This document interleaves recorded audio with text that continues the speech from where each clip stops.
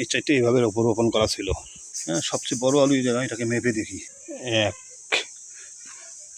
2, তার মানে পুরো 1 হাত। কমপক্ষে এটা 4-5 কেজি হবে। 4-5 কেজি, এটা 1.5 কেজির মতো। এটা 1 কেজি, এটা হাফ কেজি হবে। এই 4টা মাছ আলু এখানে রোপণ করব। এই 4টা ছোটো ছোটো ধরেন এই যে 1 ইঞ্চি, 1-1.5 ইঞ্চি সাইজ, 1-1.5 ইঞ্চি সাইজ, 1.5 ইঞ্চি বা 2 ইঞ্চি ম্যাক্সিমাম। এই 4টে গাছ এখানে রোপণ করব।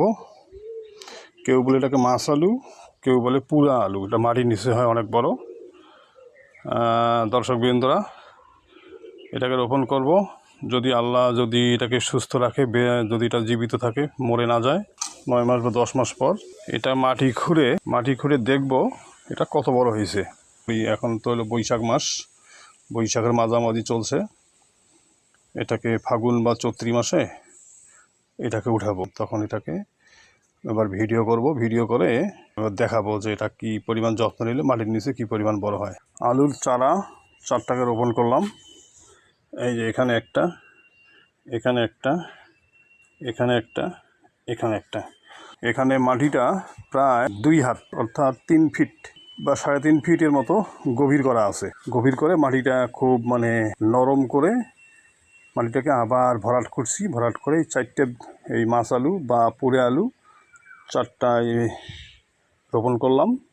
রোপণ করে এখন এটাকে মাটি দিয়ে ঢেকে দেবো, দিয়ে এটা লেবেল করব।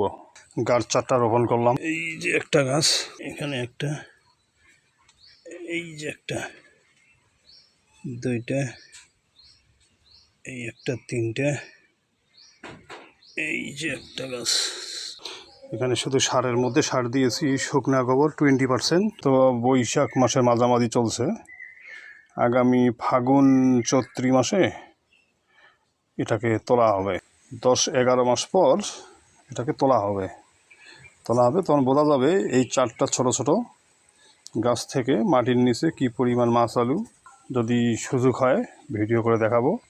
দর্শকবৃন্দ, এতক্ষণ কষ্ট করে সাথে থাকার জন্য ধন্যবাদ। ভালো থাকবেন। ভিডিওটি ভালো লাগলে দয়া করে লাইক, কমেন্ট, শেয়ার করবেন। বাই। সম্মানিত দর্শক, 11-12 মাস আগে এখানে 4টা আলু রোপণ করেছিলাম। এই সাইজ, এখানে একটা, এই এখানে একটা, 2টে, এই একটা, 3টে, এটা 4টে গাছ। এখন আলুটা তুলে দেখব যে 11-12 মাস পর কি সাইজ, কি পরিমাণ আলু এখানে আল্লাহর রহমতে বড় হয়েছে।